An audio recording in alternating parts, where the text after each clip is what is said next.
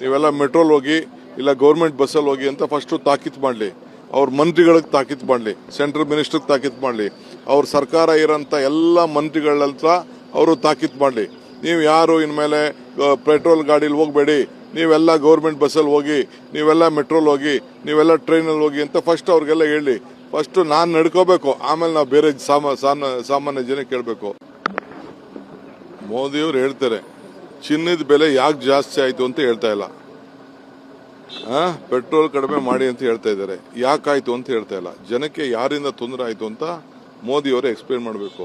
ಈ ಮದುವೆ ಮಾಡೋರು, ಮುಂಜಿ ಮಾಡೋರು, ಚಿನ್ನ ತಗೊಳ್ತಿರೋರನ್ನ ಯಾರು ಬೇಡ ಅಂತ ಹೇಳಕ್ಕಾಗ್ತದೆ? ಸೊ ನೀವು ಜನರಿಗೆ ಏನು ಒಂದು ಸಲಹೆ ಏನು ಬೇಕಾದ್ರೂ ಕೊಡ್ತೀರಿ. ಹಿಂದೆ ಕೋವಿಡ್ ಬಂದಾಗ ದೀಪ ಹಚ್ಚಿಂದ್ರಿ, ದೀಪ ಹಚ್ಚೋ, ಚಪ್ಪಾಳೆ ತಟ್ಟಿ ಅಂದ್ರೆ ಚಪ್ಪಾಳೆ ತಟ್ಟೋ, ಏನಾದ್ರು ನಿಂತ್ಕೋತಾ? ಏನು ನಿಂತ್ಕೋತಿಲ್ಲ. ಒಂದು ಪ್ರಾಕ್ಟಿಕಲ್ ಇರಬೇಕು.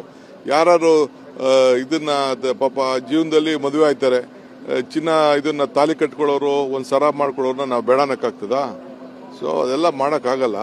ಅವರ ಬದುಕಿನಲ್ಲಿ ಕಷ್ಟನೋ ಸುಖನೋ ಸಾಲನೋ ಸೋಲನೋ ಮಾಡಿ ಅವರ ಜೀವನದಲ್ಲಿ ಅವರು ಮಾಡ್ತಾರೆ.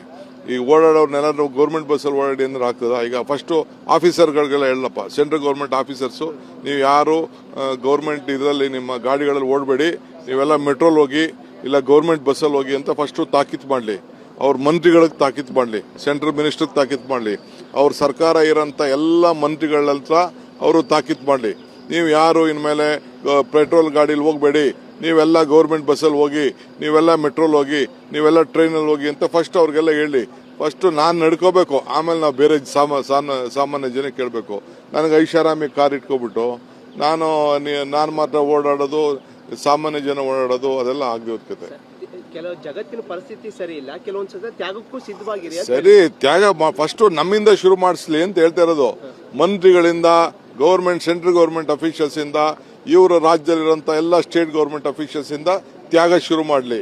ಅವ್ರ ಕಾರ್ಯಕರ್ತರಿಂದ ತ್ಯಾಗ ಶುರು ಮಾಡಲಿ, ಲೀಡರ್ಗಳಿಂದ ತ್ಯಾಗ ಶುರು ಮಾಡಲಿ, MLA ಗಳಿಂದ ತ್ಯಾಗ ಶುರು ಮಾಡಲಿ, ಆಮೇಲೆ ಬೇರೆಯವರು.